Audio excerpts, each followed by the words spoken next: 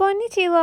കഴിഞ്ഞ ദിവസം ബീഫാന്ന് വിചാരിച്ച് ഞാൻ വാങ്ങിച്ചത് ബീഫിൻ്റെ എല്ലായിരുന്നു കേട്ടോ. ഇനി ഇതെന്ത് ചെയ്യുന്ന ആലോചിച്ചിരിക്കുമ്പോഴാണ് ബീഫ് കൊണ്ട് എന്നാ പിന്നെ ബീഫല്ല ബീഫിൻ്റെ എല്ലാം കൊണ്ട് എന്നാ പിന്നെ ഒരു ബിരിയാണി വെക്കാന്ന് വിചാരിച്ചു. എല്ലാണെന്നുണ്ടെങ്കിലും അതിൻ്റെ അവിടെ ഇവിടെയൊക്കെ ആയിട്ട് കുറച്ച് ഇറച്ചിയൊക്കെ ഉണ്ടായിരുന്നു കേട്ടോ. അപ്പോൾ ഞാൻ വിചാരിച്ചു ബിരിയാണി വെച്ച് നോക്കാൻ ടേസ്റ്റ് ഉണ്ടോയെന്ന് അറിയാലോ, അല്ലാതെ എല്ല് മാത്രമായിട്ട് നമുക്ക് കറി വെക്കാൻ പറ്റില്ലല്ലോ. ഇത് കണ്ടപ്പോൾ സത്യം പറഞ്ഞാൽ എൻ്റെ വീട്ടിൽ പട്ടിക്ക് വാങ്ങാൻ കൊടുക്കണ വെട്ടിക്കൂട്ടില്ലേ, അതാണ് കേട്ടോ എനിക്ക് ഓർമ്മ വന്നത്, എല്ല് മാത്രമായിട്ട്. അപ്പോൾ ഇതാ നമ്മുടെ ബസ്മതി റൈസ് ഞാൻ ഉണ്ടാക്കി വെച്ചിട്ടുണ്ട് കേട്ടോ. കുറച്ച് നേരം കൂടി വെയിറ്റ് ചെയ്ത് കഴിഞ്ഞ് നമുക്ക് ബിരിയാണി ഉണ്ടാക്കാൻ തുടങ്ങാം.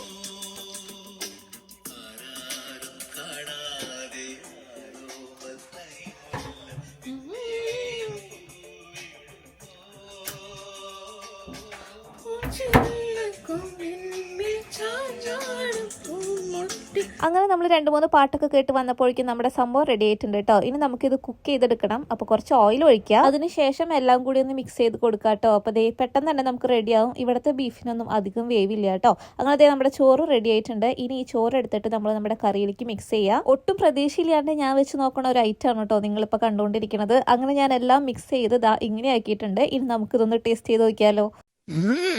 അടിപൊളി.